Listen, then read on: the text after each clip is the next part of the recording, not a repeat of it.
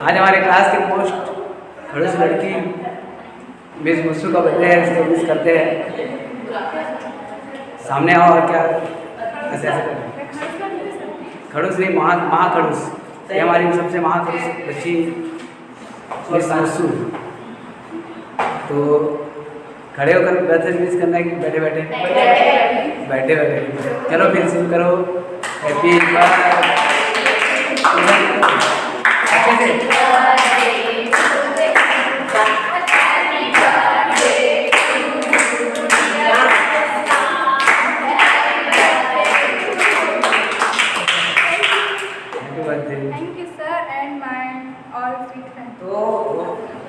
कल हम प्रश्न नंबर 2 की क्वेश्चन नंबर 3 को कंप्लीट किए थे, है ना। तो प्रश्न नंबर 3 से किसी को और प्रश्न कहना है, पूछना है, उसमें 3 चीज़ों को बस ध्यान देना था। कौन कौन क्वेश्चन को हल करना पड़ा, कौन पूरे क्वेश्चन को बनाए? पहला क्वेश्चन को बनाए थे और पांचवा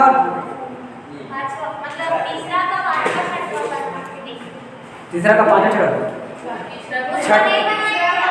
अरे तो बनाना कहाँ पड़ेगा, किसी को बनाना पड़ा क्या? पांचवा छठा तीसरा को तो बनाना पड़ा रहा होगा, है ना। चौथा में क्या था? निकाय का कौन सा प्राप्त हुआ था चौथा में? प्रश्न नंबर 4 में बोल रहा हूँ, तीसरा के चौथा में अनंता खंड मिला था, उसको बताया था ना। और पांचवा छठा में कौन कौन सा प्राप्त हुआ था? पांचवा और छठा में।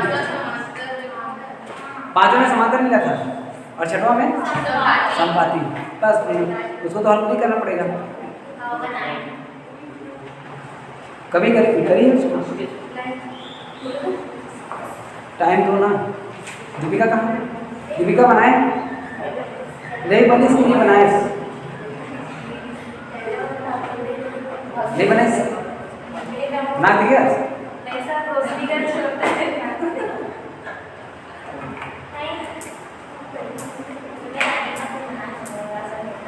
देखो मैं आप लोगों को बार बार यही चीज़ कह रहा हूँ, जब तक खुद से प्रैक्टिस नहीं करोगे आपको खुद ही पता नहीं रहेगा कि आपसे कौन सा क्वेश्चन बनेगा, तो आप सर से क्वेश्चन करोगे क्या?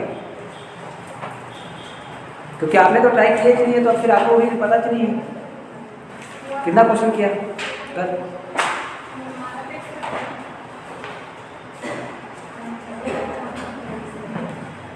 ये जो समय है ना, उसका एक्चुअल में आप सदुपयोग कर नहीं पा रहे हैं। यहाँ आके 1 घंटा पढ़ने के बाद खुद को टाइम भेज नहीं पा रहे हो, जो उद्देश्य है उसको पूरा ही नहीं कर पाओगे। अब हम क्वेश्चन नंबर 4 पढ़ रहे हैं, तीसरा आप लोग ट्राई किए नहीं हो। चौथा में सब क्वेश्चन को बनाना पड़ेगा, मतलब उसमें सभी क्वेश्चन में आपको मिलेगा क्या? अद्वितीय। अद्वितीय मतलब रेखाएं कैसा रहेगा? प्रतिच्छेदी, ठीक है। उसमें सब क्वेश्चन में बनाना पड़ेगा बिना कोई सोचे समझे। तो उसमें का लास्ट क्वेश्चन जो दिख रहा है वो है करने वाला क्वेश्चन, क्वेश्चन नंबर 4 का 4, ठीक है। और इसको हम बनाएंगे कौन सी विधि से? विलोपन विधि से, ठीक। चलिए पहले समीकरण बताइए क्या करते हैं। चलिए करनी 7x करनी 11y। अच्छा करनी 11y, करनी 11y बराबर 0। अगला करनी 3x माइनस है, करनी 5y बराबर 0। इसको दे देंगे समीकरण नंबर 1, इसको दे देंगे समीकरण नंबर 2। और अभी जो हम पढ़ने वाले हैं वो है विलोपन विधि। कल प्रतिस्थापन विधि बताया था। प्रतिस्थापन विधि में क्या किए थे? x को किस रूप में बदले थे? y। x को y के रूप में बदलने के बाद हमने x और y का मान निकाला। इसमें विलोपन विधि में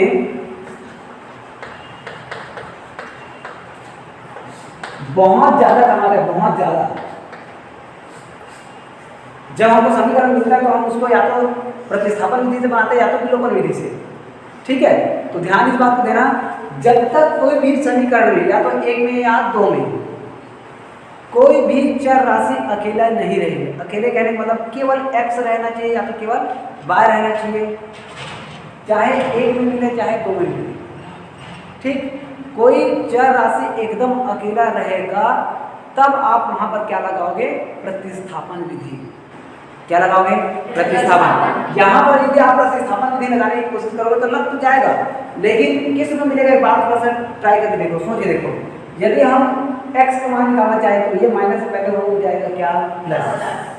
फिर ये कर्णी 3 गुना से क्या करेगा? भाग। मतलब हमको x का मान किस रूप में मिल गया? कर्णी 5 बटा कर्णी 3। प्रतिस्थापन विधि आप लगा सकते हो, लेकिन बटा के रूप में रहेगा तो क्वेश्चन के आकार जो है, साइज जो है वो बढ़ जाएगा, प्रोसेस जो है वो बढ़ जाएगा। तो उस स्थिति में प्रतिस्थापन विधि मत लगाना। प्रतिस्थापन विधि कब लगाओगे?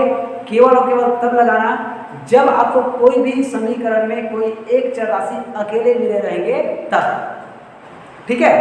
या तो अकेले नहीं दिखाई दे रहा, मान लो इस रूप में दिखाई दे रहा है 2x धन 4y बराबर में दिया हुआ है क्या? 6। अब आप सोचोगे कि सर ने तो कहा था कि भाई इसमें कोई एक अकेले होना चाहिए, अब अकेले तो दिख नहीं रहा है। तो आप थोड़ा सा दिमाग लगाएंगे तो इन दोनों से कॉमन क्या निकलेगा? कॉमन क्या निकलेगा? 2 बच जाएगा। x धन 2y बराबर में क्या? 6। 2 1 2 2 3 6।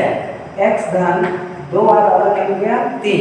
अब यहाँ पर के जो समीकरण था उसको हमने कुछ चीजें कॉमन निकाल के x को क्या कर दिया? अकेला। अब यहाँ पर आप लगा सकते हैं कौन सी विधि? प्रतिस्थापन। प्रतिस्थापन मतलब किसको पहचान करेंगे हम? 2y को, क्योंकि x क्या है? अकेला। जो अकेला है उसको छोड़कर जो बच गया उसको क्या कर देना है? पहचान। अब दोनों के दोनों अकेला है तो आप फ्री हो, चाहे x का मान निकालो चाहे y का। क्या बोला? बात समझ में आया? तो प्रतिस्थापन विधि कब लगाएंगे? जब कोई भी चर राशि अकेले रहेंगे तब। अलग वाला जो चर राशि रहेगा उसको कर देना पहचान, जिससे हो जाएगा x का मान, निकल जाएगा x का मान। फिर आप प्रतिस्थापन विधि आपने लगा दिया, ये समझ लीजिए। ठीक, इस बात को थोड़ा ध्यान दिया जाएगा। प्रतिस्थापन कब लगाना है और विलोपन कब लगाना है। अब बात आता है किसका? विलोपन विधि। विलोपन विधि का मतलब क्या बताया था?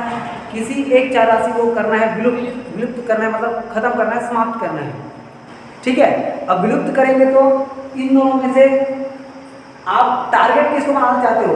x को कि y को? थोड़ा बातें समझना। ठीक है? विलुप्त करने का पहले टारगेट आप ये सोचना कि आपको x को विलुप्त करना है कि y को। आप पर डिपेंड करता है। बताओ, x को विलुप्त करे कि y को? y को विलुप्त करे। चलो अब ध्यान देना, आपका टारगेट कौन है? y को खत्म करना है। तो आप ये ध्यान देंगे समीकरण नंबर 1 में y के साथ कौन है? कर्णी 11। टोटल ध्यान देना ना, अभी चिन्ह को थोड़ा साइड रखो। y के साथ कौन है? कर्णी 11। अगला समीकरण में y के साथ कौन है?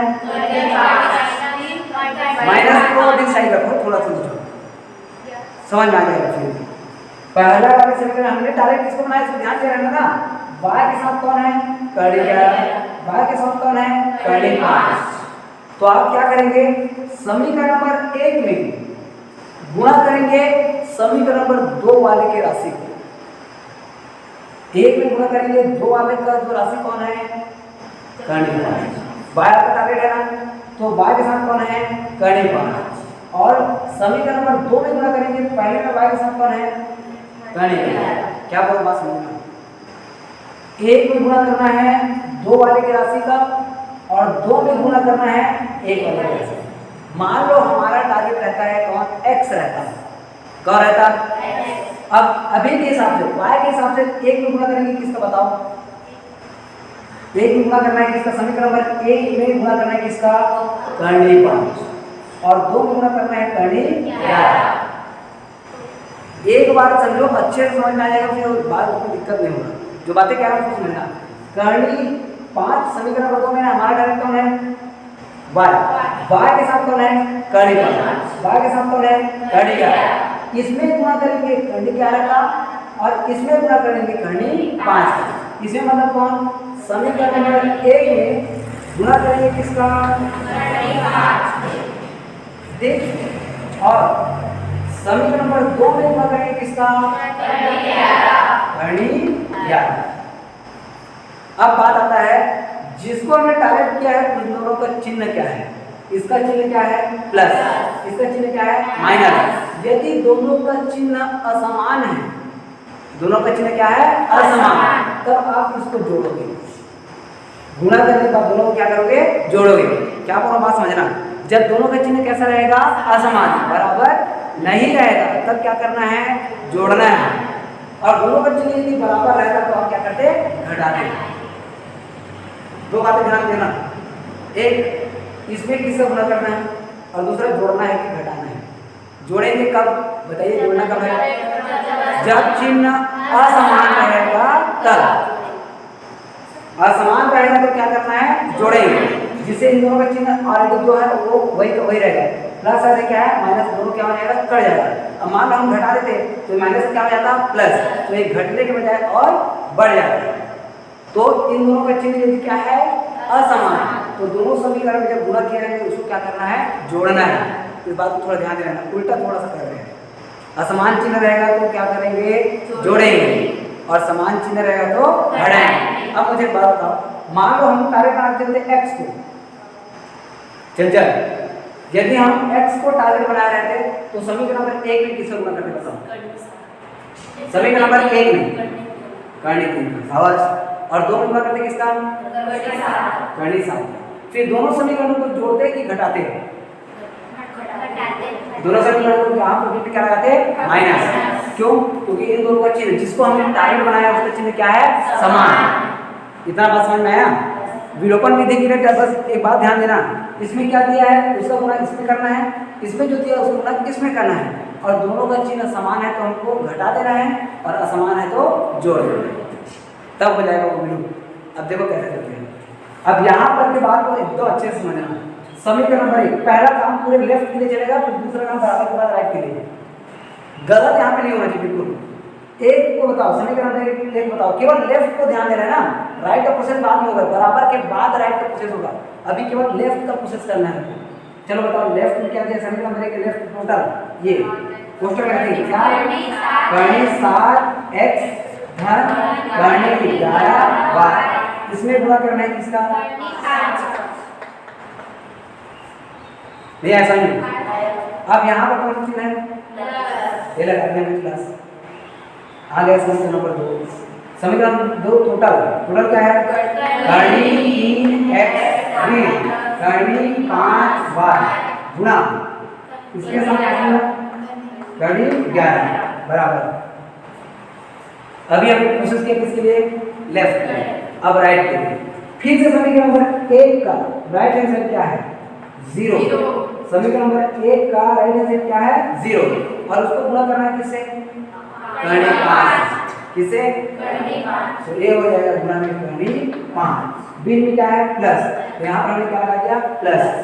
आगे बढ़ो, फिर आ गया कौन, समीकरण नंबर 2। समीकरण नंबर 2 का राइट हैंड साइड में क्या है, 0, और इसको गुणा करना है किससे, तो 0 गुणा करनी 11। और बहुत से बच्चे एक साथ टोटल इसको छाप देंगे और उसको गुणा कर देंगे किससे, करनी 5 से, फिर टोटल को छाप देंगे और गुणा कर देंगे किससे, करनी 11 से। ऐसा नहीं करना है। पहला जो ये जो दिखाई दे रहा है पूरा प्रोसेस चलेगा लेफ्ट हैंड साइड के लिए, फिर यही प्रोसेस चलेगा किसके लिए, राइट हैंड। समझ में आया क्या बोल रहा हूं मैं। आप लोग क्या करोगे, टोटल एक साथ छापोगे बराबर से ही, फिर गुणा करोगे करनी 5 से, फिर पूरा बराबर से छापोगे, फिर गुणा कर दोगे करनी 11 से। ऐसा होता है, और देखना भी बनाओगे तो उससे ऐसा मिस्टेक होता है। टोटल प्रोसेस लेफ्ट के लिए पहले चलेगा, उसके बाद राइट के लिए अलग से चलेगा, 2 बार करना है ये, ठीक। अब गुणा कैसे करना है ध्यान से, करनी 5 गुणा होगा करनी 7। चलिए बताइए क्या होगा, 5 सत्ते 35, करनी 35, यहाँ पर आ जाएगा x धन 5 गुना होगा करनी 11 पंचे 55 y प्लस प्लस गुना प्लस। अब करनी 11 गुना होगा किसके साथ, करनी 3, क्या आएगा 11 किया 33, करनी 33 x प्लस माइनस गुना क्या हो जाएगा माइनस 11 पंचे 55 y बराबर 0 के साथ गुना होगा तो इसका मान आ जाएगा 0, इसका मान क्या आ जाएगा 0। अब एक बात ध्यान दो, हमने टारगेट किसको बनाया था, y प्लस करनी 55y माइनस करनी 55, ये दोनों प्लस माइनस होने के कारण क्या हो जाएगा, कट। समझ आया, हमने इसको विलुप्त कर दिया, खत्म कर दिया, इसीलिए इसको क्या कहता है, विलोपन विधि। ठीक। अब देखिए x वाले को 35 और 33 से जोड़ मत देना, क्योंकि करनी वाले तो अलग से जुड़ेगा नहीं, ये दोनों को कॉमन निकालना, दोनों से कॉमन क्या निकल जाएगा x, क्या बनेगा करनी में कोष्टक के अंदर करनी 35 प्लस करनी 33 और बराबर में 0 प्लस 0 को जोड़ेंगे तो 0। ये गुणा सीधा जाए क्या करेगा भाग। x मान क्या निकलेगा x बराबर 0 बटा करनी 35 धन करनी 33 और बराबर में 0 और काय का 0। आप चाहो तो 0 बटा में है तो इसका मान क्या लिख सकते हो 0। चलो इसको x बराबर कहा जाएगा 0 एक मान। किसी भी संख्या को 0 से भाग देंगे सॉरी 0 को किसी भी संख्या से भाग देंगे तो उसका मान क्या होता है 0। जैसे 0 को 10 से भाग करो चाहे 50 से भाग करो किसी से भी भाग करो मान क्या आएगा 0। एक इसका मान निकल गया x। अब हमको मान कितना निकालना है y। अब x का मान या तो समीकरण नंबर 1 में रखो या तो समीकरण नंबर 2 इसमें रखें 2 में रखें। x का मान 2 में रखें।